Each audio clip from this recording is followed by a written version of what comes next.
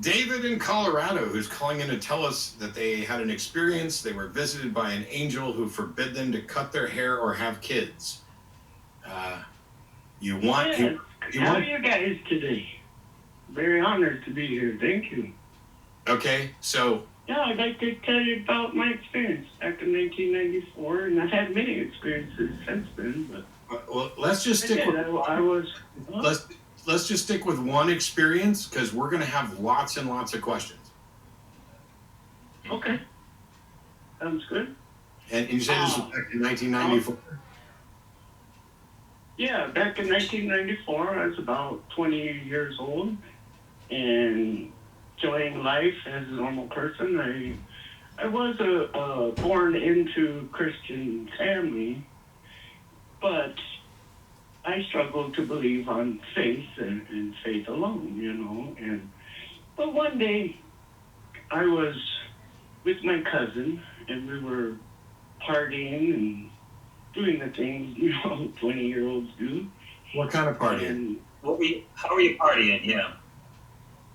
Great minds think alike. We were drinking. We were out late that night, and came home. I don't know, 2:00 or something in the morning, and just kind of passing out on the couch or whatnot.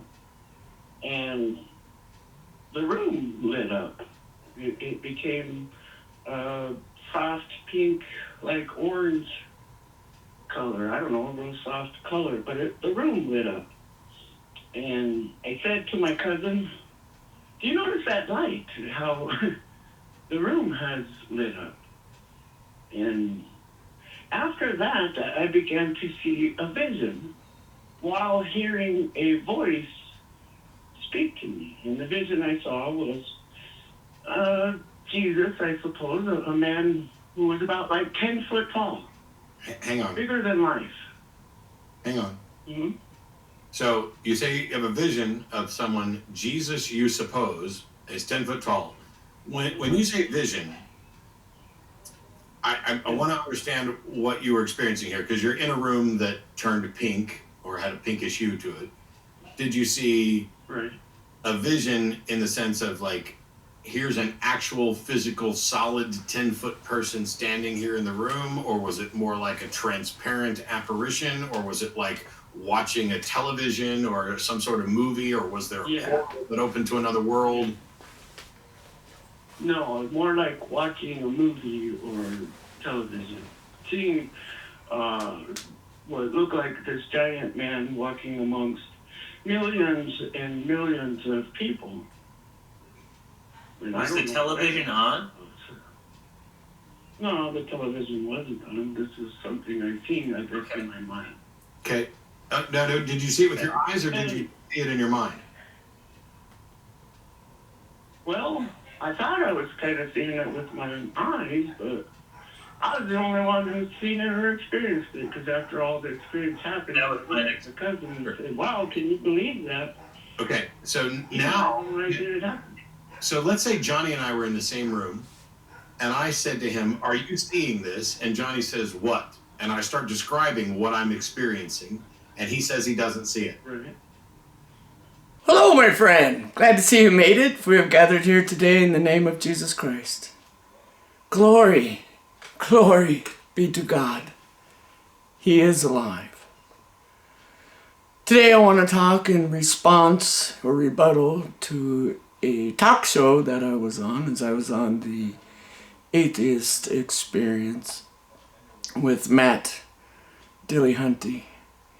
And I would like to be able to speak for myself without interruption in response to some of the things and some of the questions he and Johnny Angel, his guest on the show, had. And that's the thing, is he said to me that I was setting myself up for failure because I did not ask my God what to say. But the truth is, I did ask my God what to say, and he has prepared me. Trouble is that if we were in a court of law, any court of law in the United States of America, everybody is allowed to present their evidence before the trial begins. Evidence from both sides, whether proving guilt or proving innocence. Both sides are allowed to present all the evidence. And he claims that evidence is far more important than faith. And that I believe. You can't deny or reject evidence. But if you're never allowed to provide the evidence because it's being destroyed before it's allowed into the court, before the trial even begins, how can that be a just way of deciding or deciphering truth from wrong or truth from error when the truth is destroyed before it even enters the trial? You know? And that's the thing is, Johnny, the attorney, it's hard to believe that any courthouse in America would allow you into their courthouse when you have decided within your own heart someone is guilty before the evidence is even provided. And even with your own words, both Johnny and Matt, you agree that human sacrifice is disgusting in the eyes of God. Yet, you sacrificed me on your show, cut me off, not even allowing me to provide the evidence. As I said, I would like to tell you what it is I believe and why I believe it. And that's the whole hook line. That's the thing. You say, God never told you not to lie. And I believe you. I believe you because God only gave commands to his own children. And through your own admission, you say you won't believe in anything except for the truth. And probably, maybe you do believe in the truth.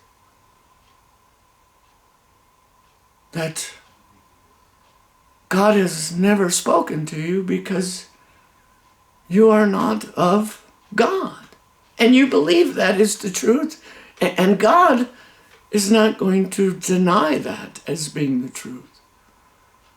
Because you're right. He may have never told you not to lie, but he most certainly told me never to lie. And I obey him because he is my Father. Now, I wanted to explain a vision I had, and I agree. My vision, it means nothing. My testimony means nothing. That's why we need the evidence of 2 or 3 more witnesses. Yet I was never even allowed to enter in my evidence of why I believe what I believe. And I thought that was the point of the show. To tell why we believe what we believe. And then have a sensible discussion about that. And of course, what I believe isn't a good reason for you to believe it. My testimony means nothing. He asked, do I believe God ordained our meeting? And I said, I don't know. Perhaps he did. Maybe. Maybe he did. Yeah. I guess he did. I believe he did. And that's the thing. Whether I believe it or not doesn't matter. Only the evidence matters.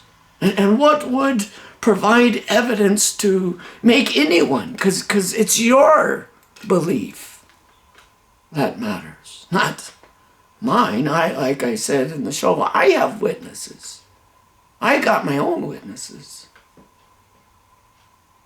And let me tell you my vision clearly from beginning to end, without somebody interrupting me with silly questions, not allowing me to provide all evidence before it is scrutinized.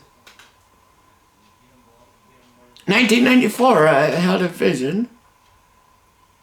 And yes, I was with my cousin, and we were out late at night, 2-something in the morning, come home, gonna pass out on the couch, whatnot.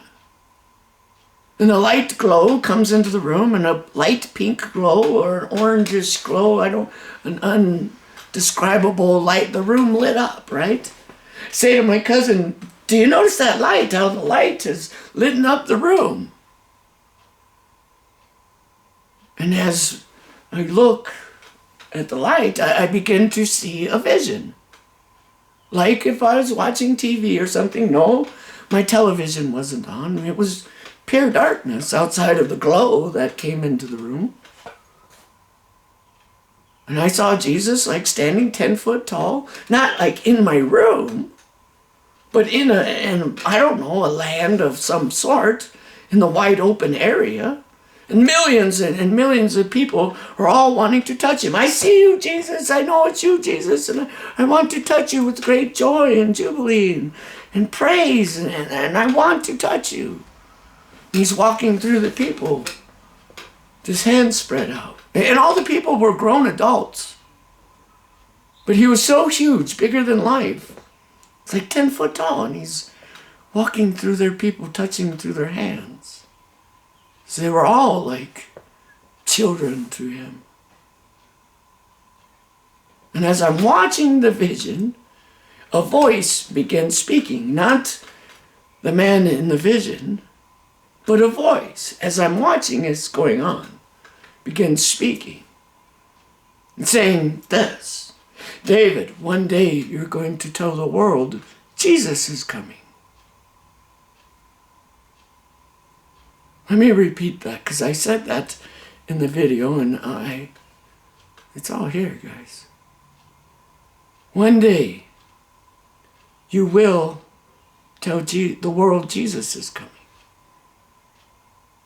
My response was, no, I'm not. I'm an ignorant man. I'm a dumb man. Nobody's going to listen to me. I'm not the man you're seeking for. No, I won't.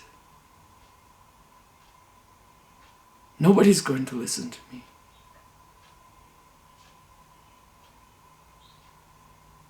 He said, do it anyway. You will, but do it anyway. He says, you're going to go through a journey, this long journey. And I want to remind you, I was nervous on the phone call because that's the first time I've ever called into a live show that actually has thousands upon thousands of viewers. I was a little nervous. When they bomb you with these questions that kind of throw off your thought process, it jumbles things a little bit.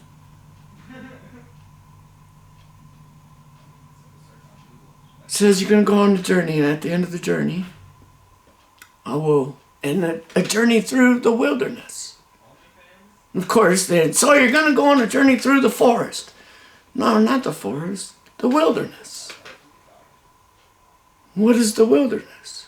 What's in the wilderness? The unknown. The unknown. I don't know what's in the wilderness until I go through it. And then I will know. But the angel says, don't cut your hair. Don't cut your beard. Never get married, never have children, don't be buying homes or cars or getting attached to anything of this world. And so they asked me the question, did you cut your hair? Did you cut your beard? And yes, I cut my hair, I cut my beard. Got married and had a child. Well, you didn't obey anything the Lord said to you or this angelic thing said to you. Well, I said to them, didn't I? Haven't I? Because the angel of the Lord said, this is what you will do. You are going to tell the world Jesus is coming. As I told them, I'm here to fulfill God's word. And specifically, Isaiah 55. Ezekiel 37. Amos chapter 9, Acts chapter 15, Jeremiah chapter 12. It's all there. Is God saying, this is the sign, this is the evidence I'm going to provide for you. Yeah, I didn't obey everything perfectly to the law, but I have a long beard now, and like Samson, my hair can grow long.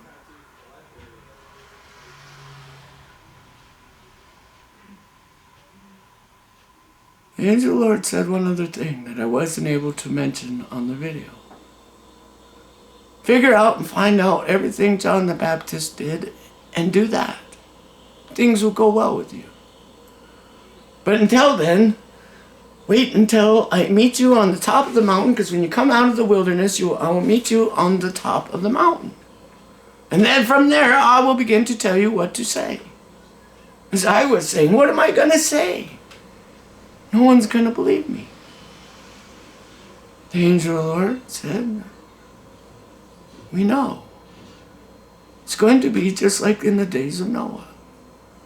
Everybody will be eating and drinking and living life as though life never ceased. No one's going to know or recognize what's going on. I remember asking the Lord, the angel, when is Jesus going to come? He said, I cannot tell you that, but I can tell you this. Only God knows when Jesus will come. But when he says go, he will go at that moment, and all the host of the heavens will come with him.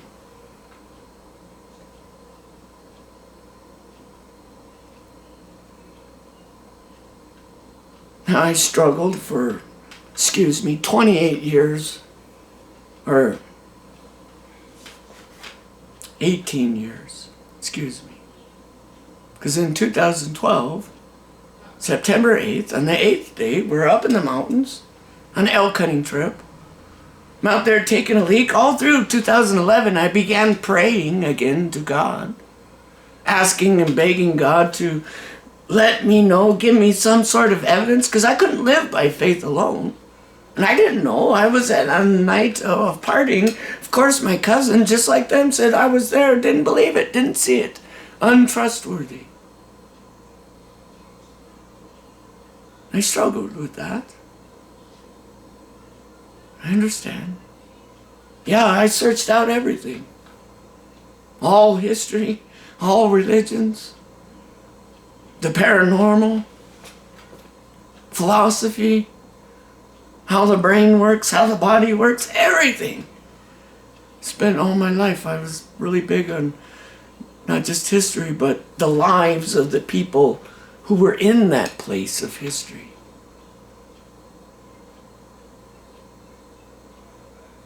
Went to pastors, churches, asking for answers. Yet only God could provide me the answer. As they said, do you believe God has sent you here? And I said, well, I don't know. That's the thing. God has a mind of his own. I do not have the thoughts of God. All I know is what God told me, and now I'm here to fulfill Isaiah 55, as God says, look, I have provided you a witness, David, and I promise you my faithful love. That's the thing. While I was on that mountain,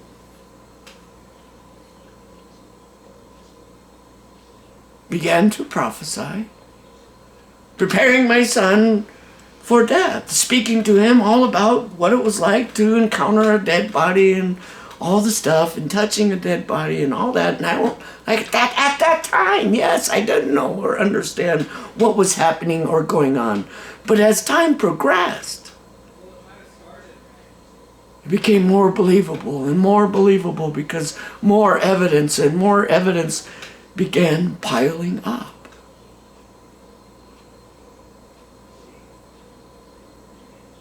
His mother died September 22nd. But that was a part I wasn't allowed to even say because it's a timeline of events that happened over many years, all the way up until today. Not just one time, one event, at one moment back in 1994. It all started there. But like I said, all through 2011, I'm praying. All through 2012, I'm praying.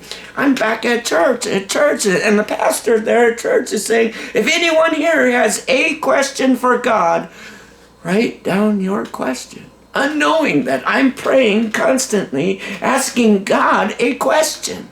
Was you there with me in 1994? Did you give me authority? Did you come to me? Did you manifest yourself to me so that I can go out into the world with confidence, telling them and proclaiming Jesus is coming?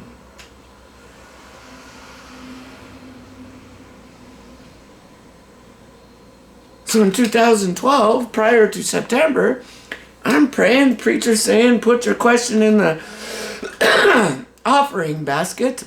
End of the month, we're going to go through and answer every single question.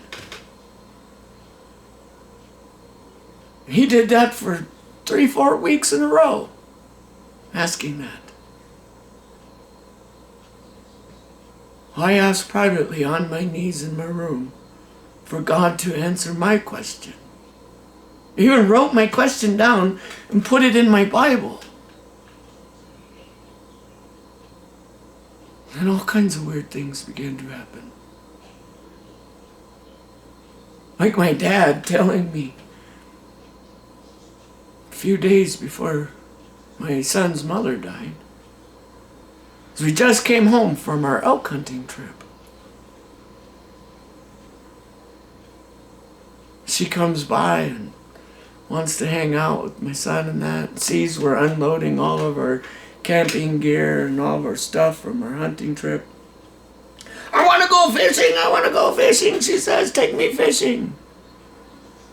Like, now. No, he just got back. Told her, no, I don't want to go fishing, don't want no part of it.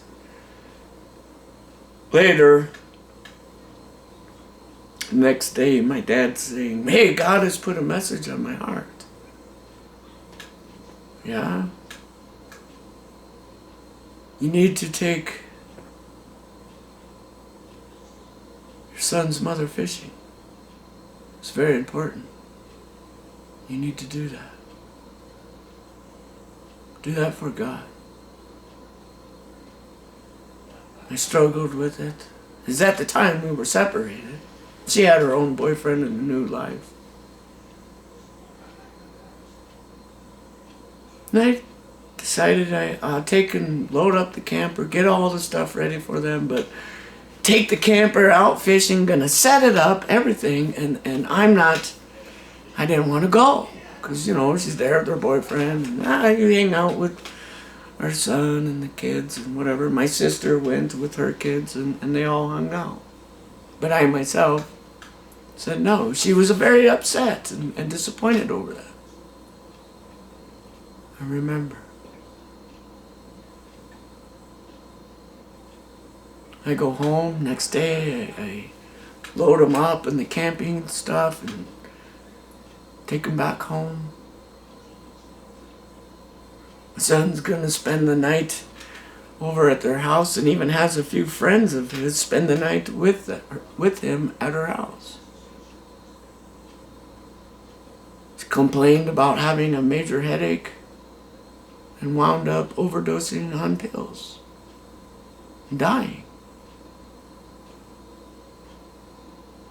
My son, the next morning, found her dead.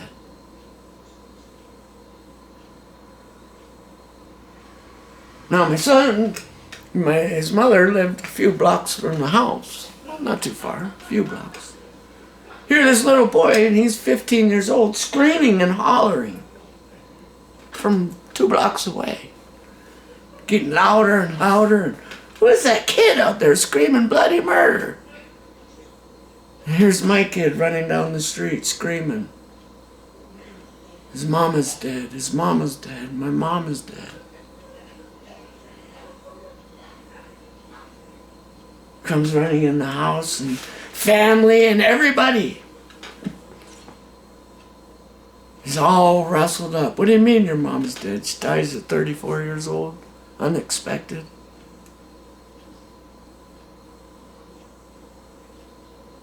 What do you mean your mom is dead? My mom is dead.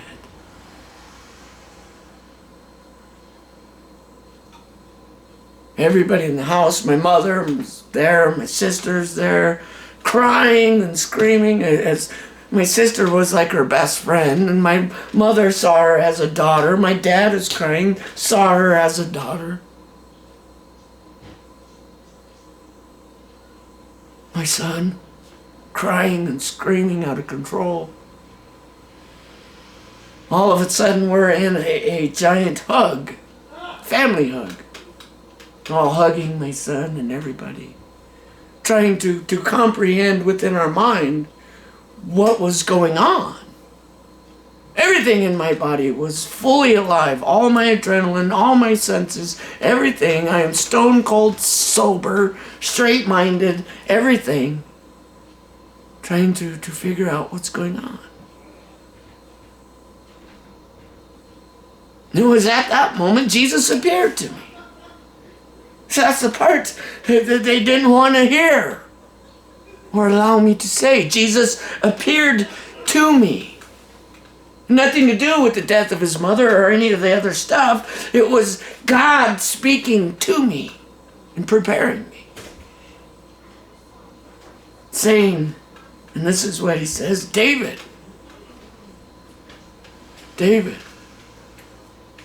do you feel how much you love your son and your family? Your mother, your father, your sister. Do you feel all the love you have for your ex-wife? He called her by name, Candy. You know how much you love Candy? Can you feel that? All of it was alive. Do you feel how much you love them right now? I step back from the family hug as I'm hearing this voice going through this very tragic situation.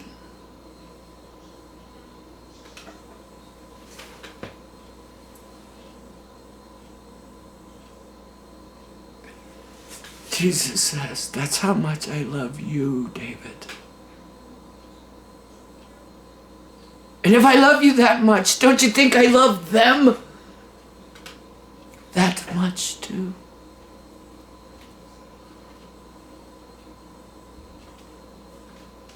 Yes, I suppose you do, Lord. Go and do what I have asked you to do. Go and tell them, I am coming soon. Go tell them, I have heard every word they have said, no word unspoken, every prayer I have heard, and I have decided to answer their prayers.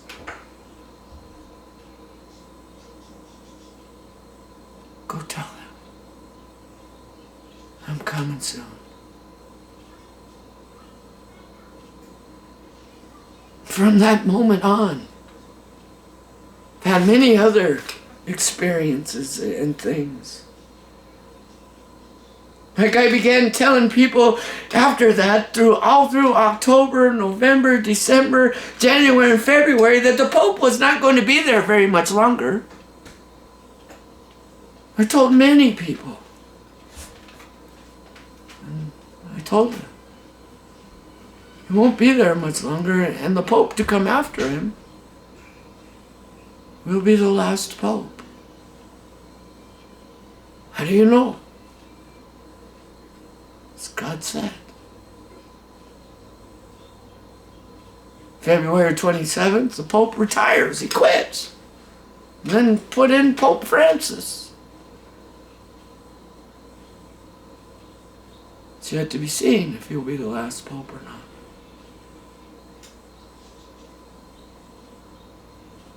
When I put my first video up, like I said, I got witnesses, not just myself. And I put my first video up because that's the only way I could figure to tell the world Jesus was coming. And I've told people all across the world that he's coming. Even the thousands of people on Matt's show, including Matt and Johnny Angel.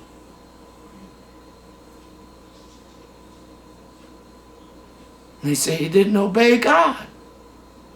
How can you say that when he said, this is what you will do? You're going to tell the world, I'm coming.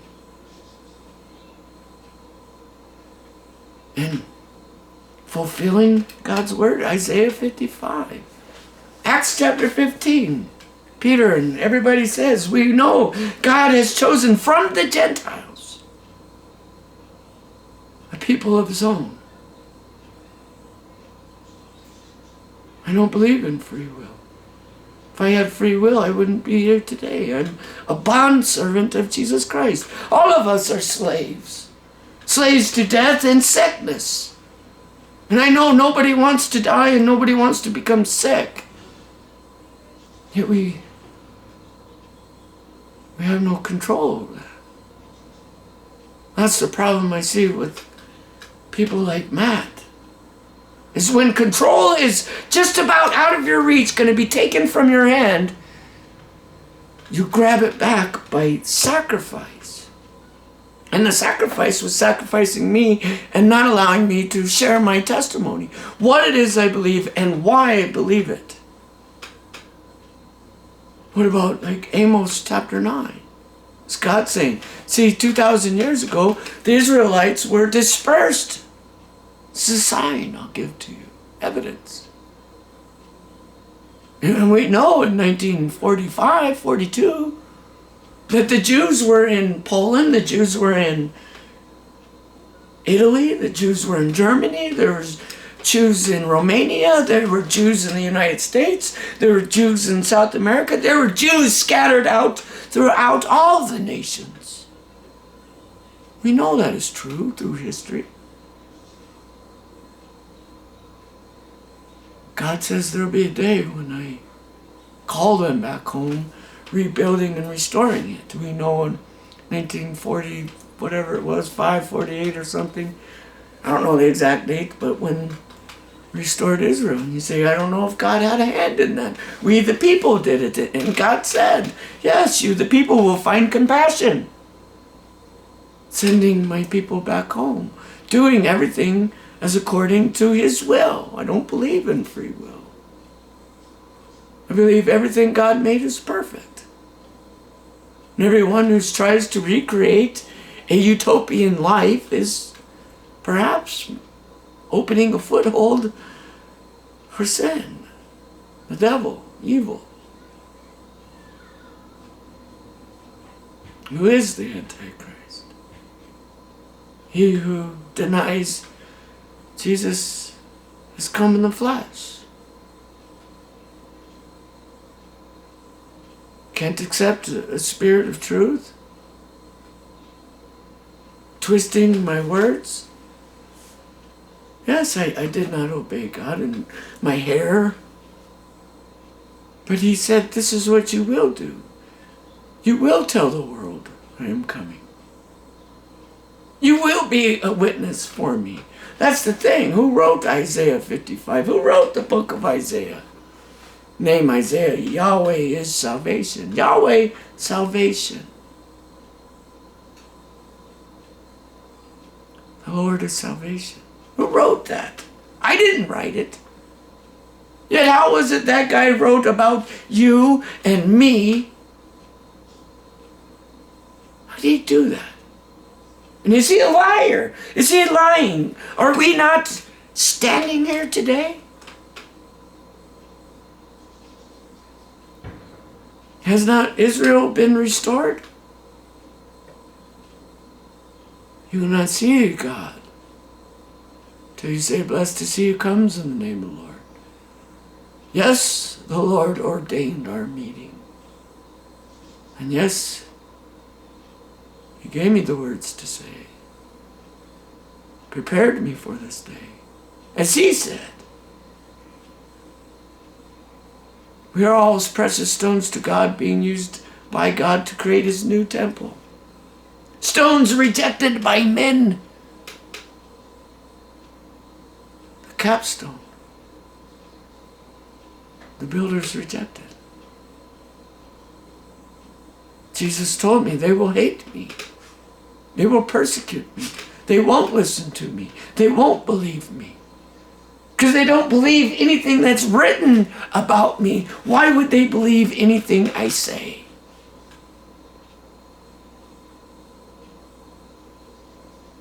Acts chapter 15. The Lord will return to rebuild the tabernacle of David, God's dwelling place amongst the people. It says, I will send you 2 witnesses.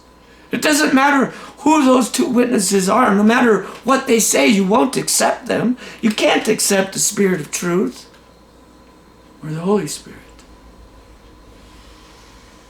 It says the Antichrist will come from out of the church. It says you will meet. And we have met. And I did proclaim to you truth.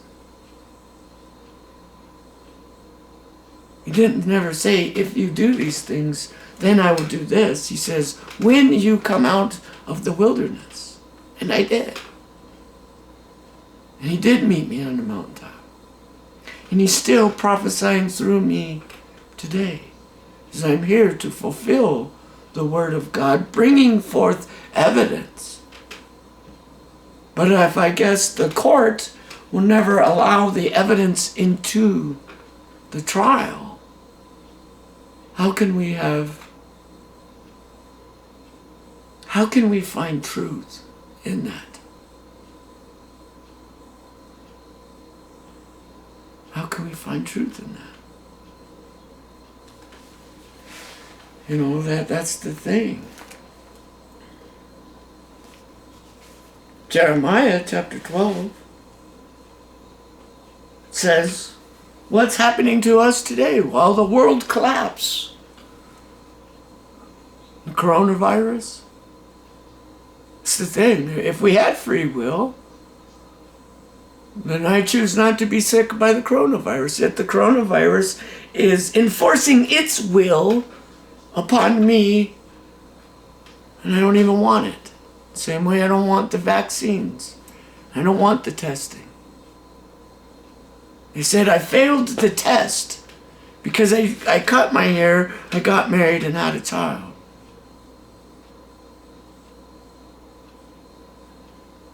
But I fulfilled God's word the moment I told you he is coming.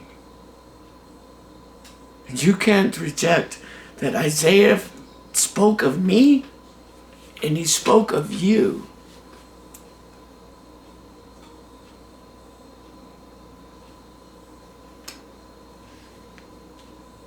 Jeremiah chapter 12. Right? Read that, guys. Righteous are you, O Lord, when I complain to you, yet I would plead my case before you. Why does the way of the wicked prosper? Why is people in a place of deep poverty, chronic poverty all across the world? Why is there people starving? Because sin exists. What is the whole point of Jesus and the crucifixion, and how does he atone for our sin? Because it's not until you're willing to look at him for what he is. As he's saying, stop hurting me.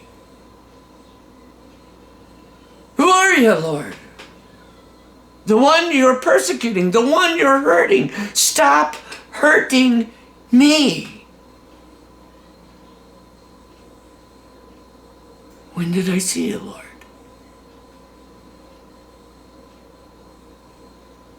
You saw me when I was hungry. You saw me when I was thirsty. You saw me when I was naked, sick. You saw me when I was in prison, but you had no compassion for me when you saw it.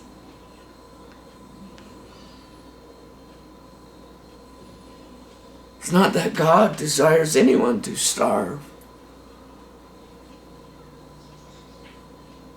Greed allows it. My unwillingness to acknowledge my own actions, our own actions, do have a cause and effect, whether positive or negative.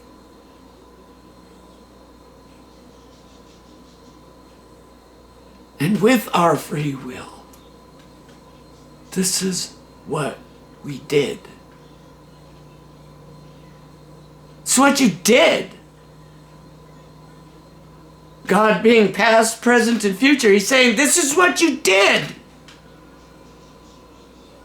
I was the witness to it.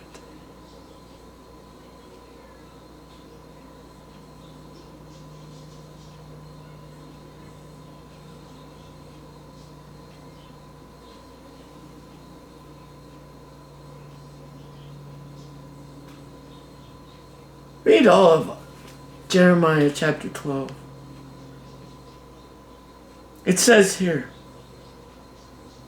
chapter 12, verse 9. Let's start right there.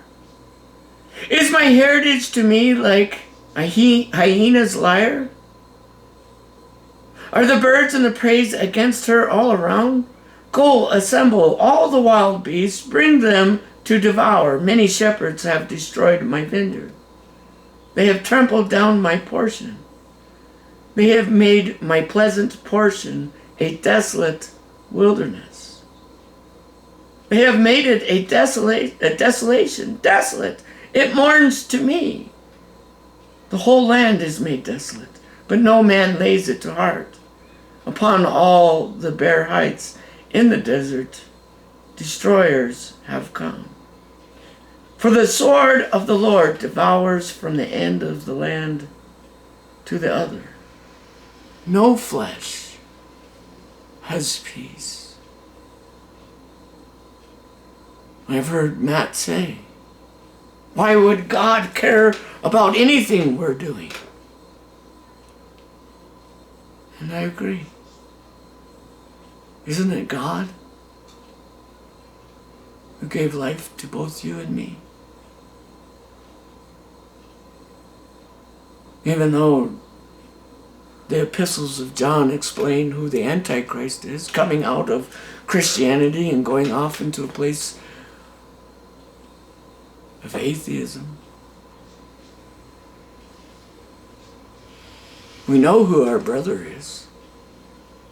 Yet if anyone is going to withhold goodness, love, generosity from their brother, they don't know God. And they are still walking in darkness. Here's your brother.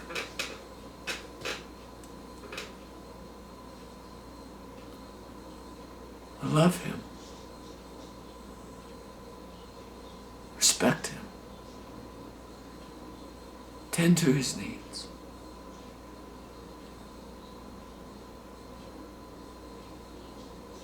I'm willing to do that.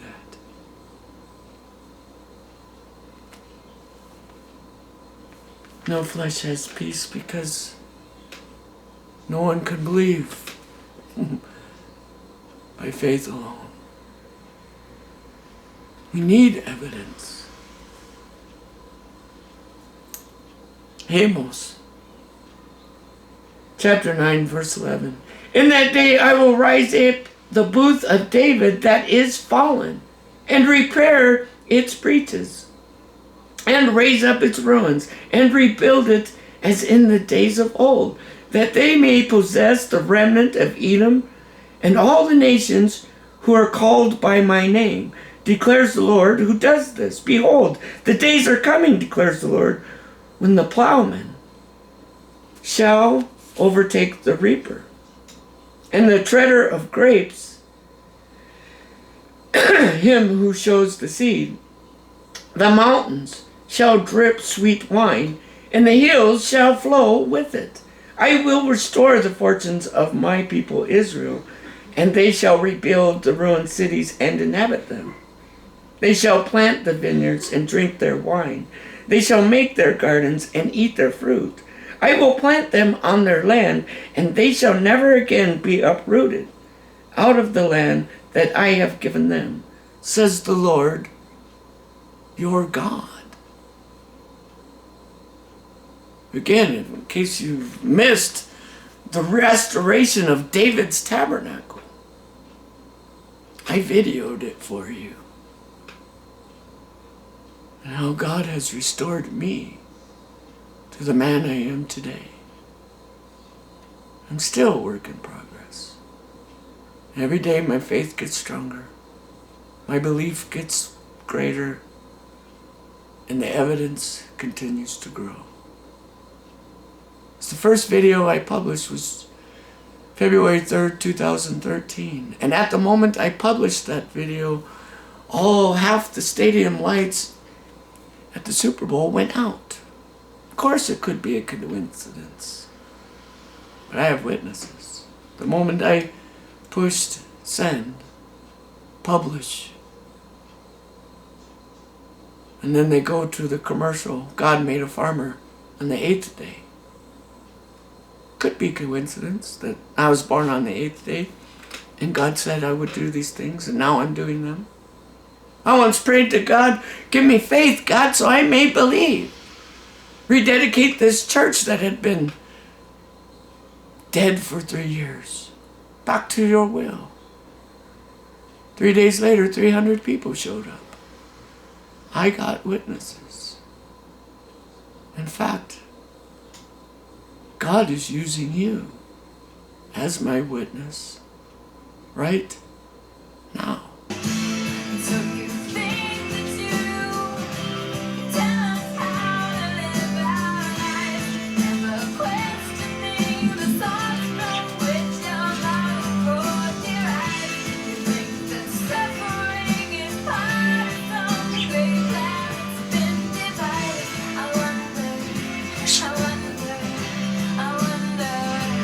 wonder what will it take for you to start opening your eyes? I wonder. Well, hello. I have weirdness going on, as you'd expect from anybody who's trying to do a live show in multiple windows. How are you people? Welcome to the Atheist Experience. I'm Matt Dillahunty, host of the Atheist Experience. Joining this week, my good friend Johnny Angel. How you doing? How you doing, everyone? How you doing, Matt? I'm all right. Doing great. Thanks for having me on. How's the weather where you're at? It's all right. It's just beautiful. My God. Hey, as a reminder, this show is sponsored by the Atheist Community of Austin, a nonprofit educational organization promoting positive atheism and the separation of religion and government. You can find out more about the Atheist Community of Austin at atheist-community.org. There are a number of things that I try to remember to remind people of every week when we go live.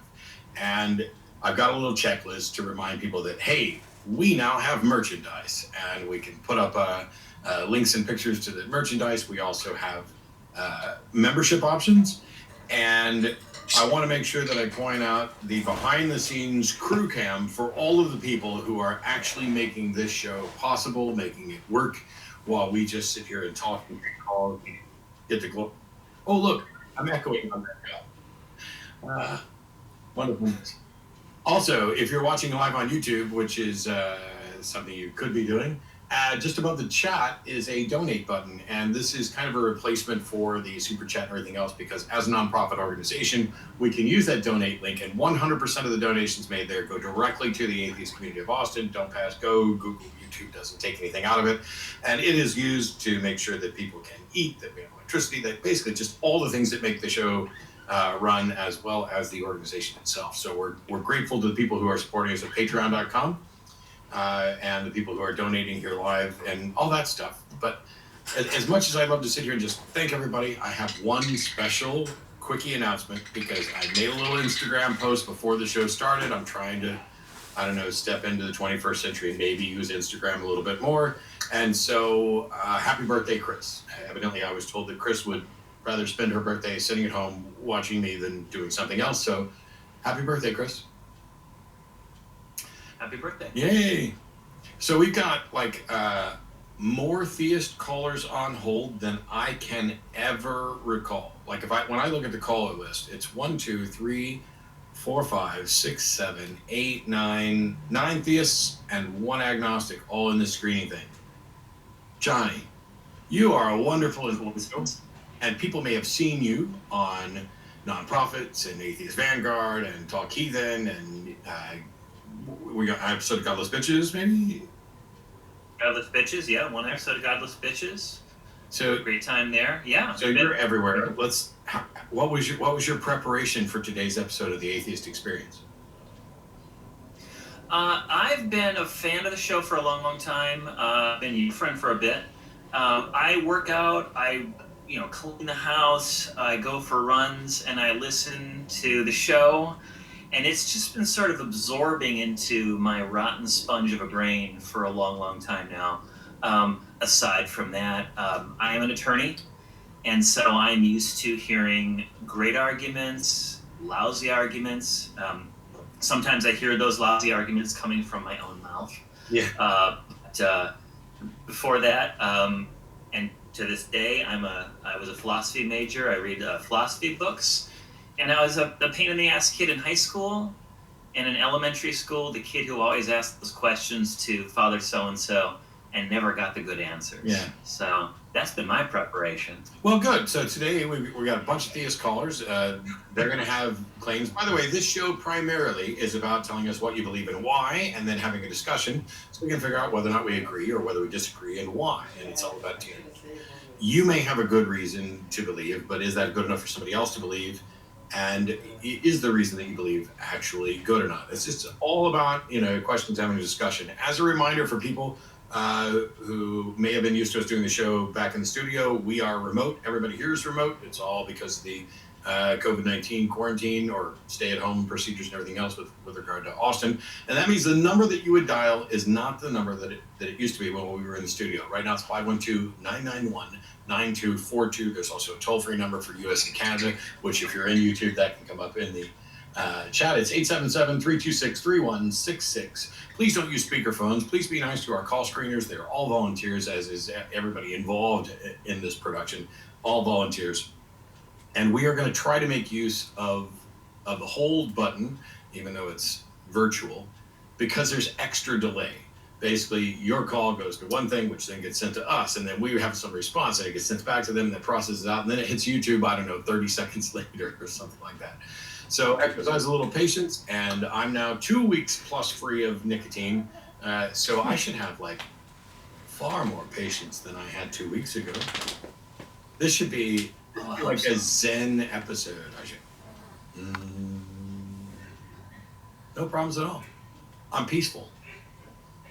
So, as a betting pool, for those of you who are wanting to make donations and stuff, you can bet on how long that's going to last. When is there going to be a no agreeing that knowledge is okay?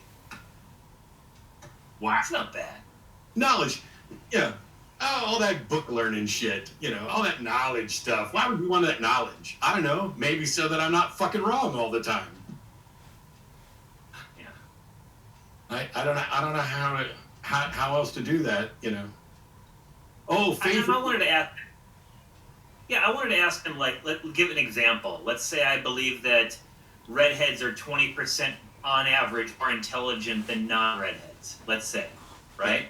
And I believe that on faith. But then we do a very excellent study of this. We find out that it's not true, right?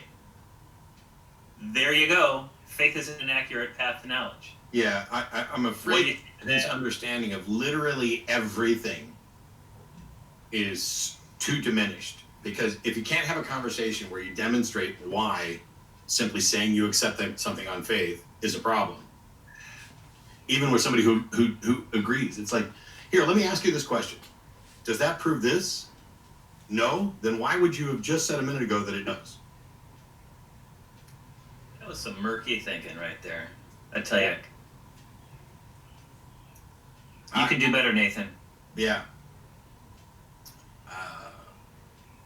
All right. So we've got David in Colorado, who's calling in to tell us that they had an experience. They were visited by an angel who forbid them to cut their hair or have kids.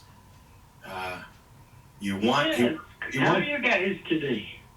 Very honored to be here. Thank you. Okay, so Yeah, I'd like to tell you about my experience back in 1994, and I've had many experiences since then. But well, let's just stick with. I was. Let's just stick with one experience because we're going to have lots and lots of questions. Okay. Sounds good. And you say this was back in 1994.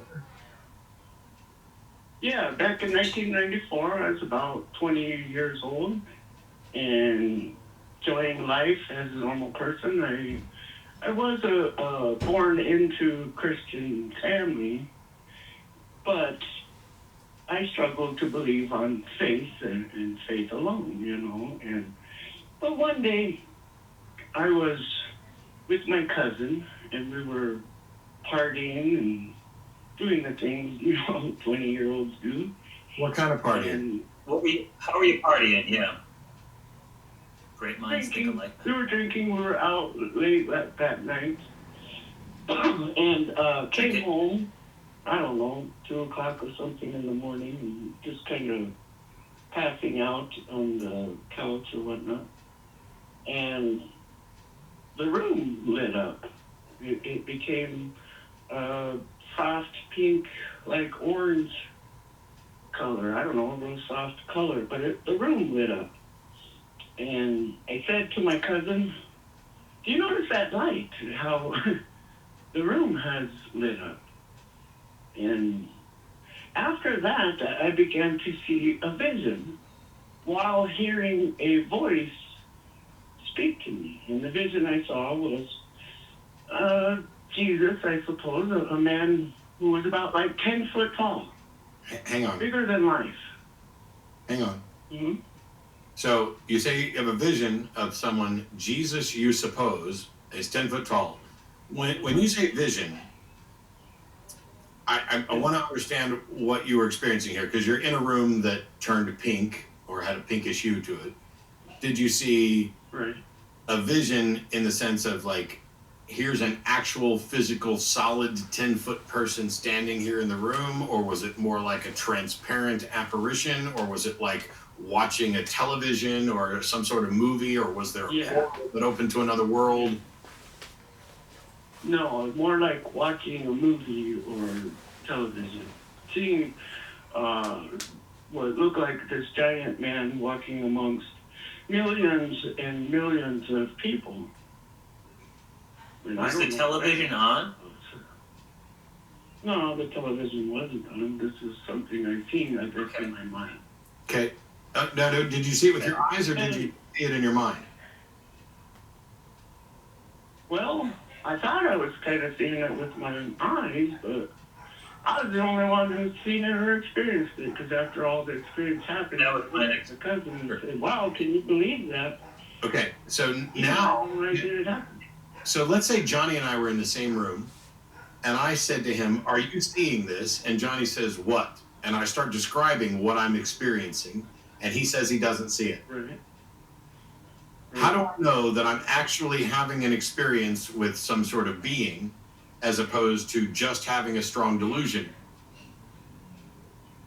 Well, I struggled with that for 20 years.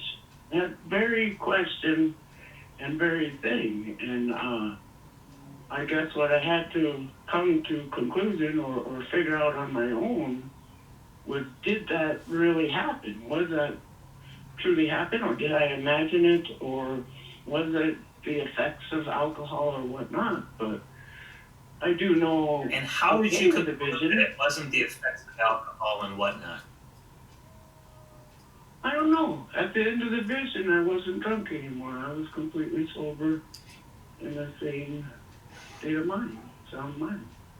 So you had a profound experience that might reveal the existence of supernatural beings, and you kind of just, well, I guess it was a vision. You didn't spend the rest of your life dedicating yourself to the study of paranormal psychology, the effects of drugs and alcohol upon the system. You just kind of said, well, I guess it was a vision from Jesus or someone like that. No, I did everything you said. That's the thing. In the vision, I was given some instructions. You know, I'm watching Jesus walking through millions of people, and all the people are, I want to touch you, I see you, I want to touch you, and great joy and happiness. And then this voice began to speak, not the vision or the man in the vision, but a different voice outside of myself. And it said, you know, one day you're going to tell the world Jesus is coming. And I said, no, I'm not. I'm not. I'm an ignorant man, and I don't know anybody. And there's no way anyone in this world would ever listen to me. I know that's the truth. The angel said, don't worry about it. You do it anyway. I said, well, what will I say? You know, he said, you're going to go through a journey through a wilderness. Not to cut your hair and don't cut your beard. Don't buy homes and land or get attached to any of the things of this world. But when you come out of the end of that journey, I will meet you on the top of a mountain. When is the journey going to end? I don't know, 2012. 2012, you were met at the top of a mountain? Yes. Did you go hiking in 2012? Okay. I And actually was elk hunting. I was elk hunting, and we Now stop. got an elk all through Stop. 2011. I'm struggling with, am I going to go tell the world? What am I going to do? David. Am I going to do this thing for you? David. So you tell me that in 1994 you had a vision, and that for Yes. 20 years until 2014 you doubted whether or not it was a real vision. Well, you said 20 years. Right. So now we're back to 2011. So Well, that excuse me. Well, in 2011, I began asking God, praying okay. for Him to, So for Him to come and tell me. Stop. In 1994, you had a vision, and somewhere in 2011 or 2012, you were met on a mountaintop to fulfill this vision, according to what was said. Well, that's the thing. I'm fulfilling His word even now. No. You're very familiar with Isaiah 55, right? Hey, David, the issue, I'm trying to understand this story. So in 1994, you have a vision, and a voice tells you, don't cut your hair, don't have kids, don't buy property.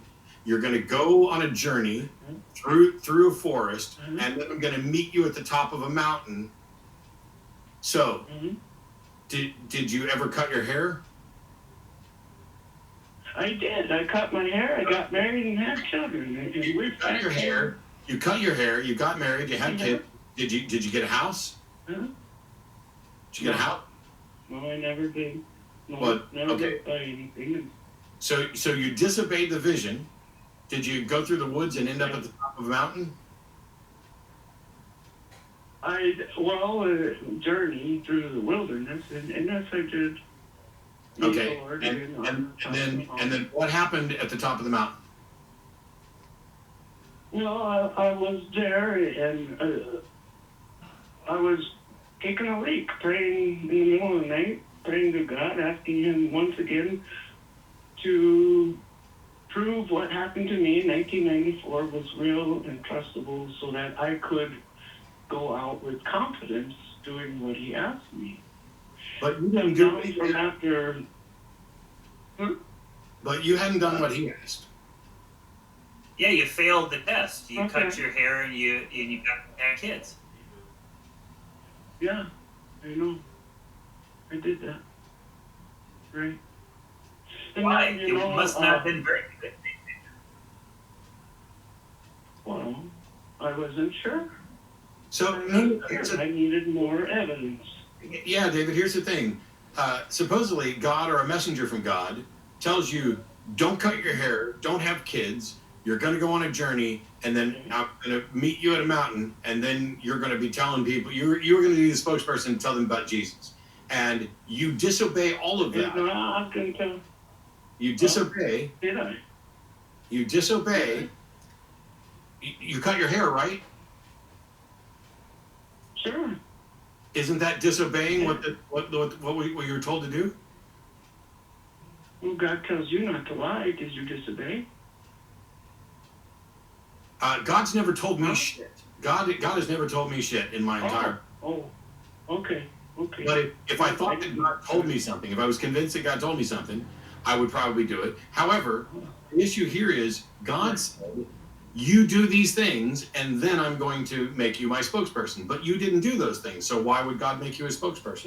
No. He didn't. He didn't say do these things, and then I will make you a spokesperson.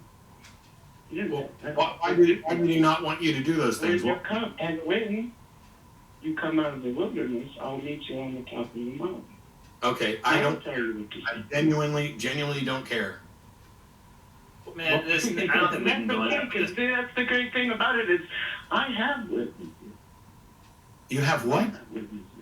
Witnesses to what? What you just said, that you were in the room and nobody else saw this. Well, I haven't even told you my story because every time I begin to tell you my story, you interrupt. How long do you think this? You don't even know what the story is. How long do you think this program is?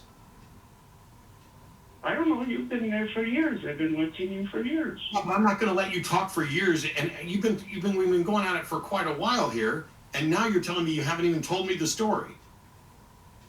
What's the story? Well, every time you're trying to interrupt me. That is bullshit. David, that is you practiced the story. Have you ever read Isaiah 55?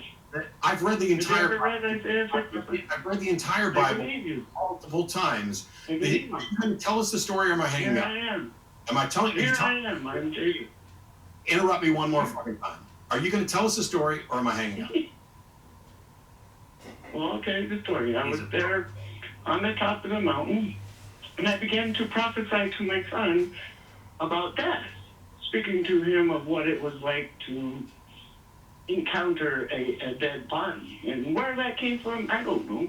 Why we were talking about that, I don't know. But I do know, somehow, some way, I was preparing him to experience death as his mother died on September 22nd, a few weeks later. And he was there in her presence when that happened. On September 22nd, Jesus appeared to me. Was she sick? Huh? Was he sick? Was she ill? Okay. No. Okay. How did she She die? died from an overdose of pills. I don't know. She wasn't living with me. We had been separated for many years at the time, but he had stayed the night over her house for the weekend. I'm curious as to what the point of this story is. You're with your son, and out of the blue, you decide to talk a little bit about death, something that you acknowledge you don't have any understanding of, and this benefited him when his mom died. What the hell does this have to do with a God? Yeah. That's the thing. God speaks in the beginning, everything that's going to happen, and then it happens. See, I don't believe in free will. I'm the guy who believes in God, who creates everything, and everything in the universe knows what he did when he created it. So I agree that he knew you were going to come.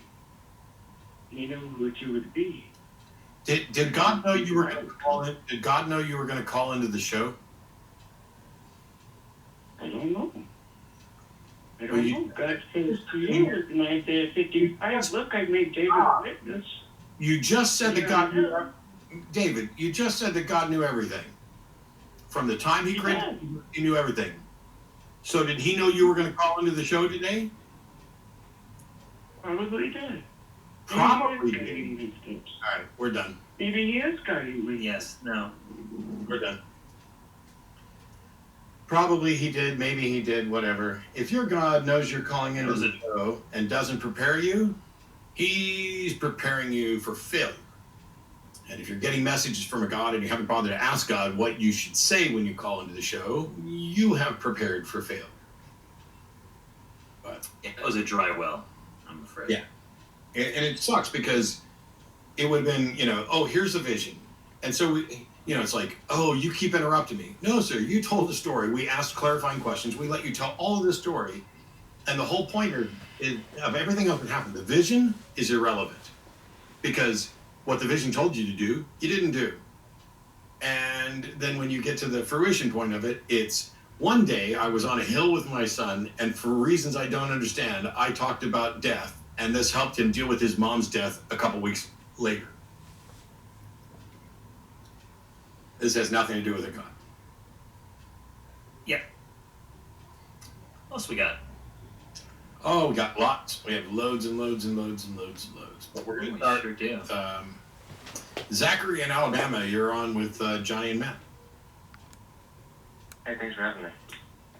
Yeah, it says here, the ability of an atheist to correctly assess evidence for God from your perspective, it seems like they're assessing evidence incorrectly.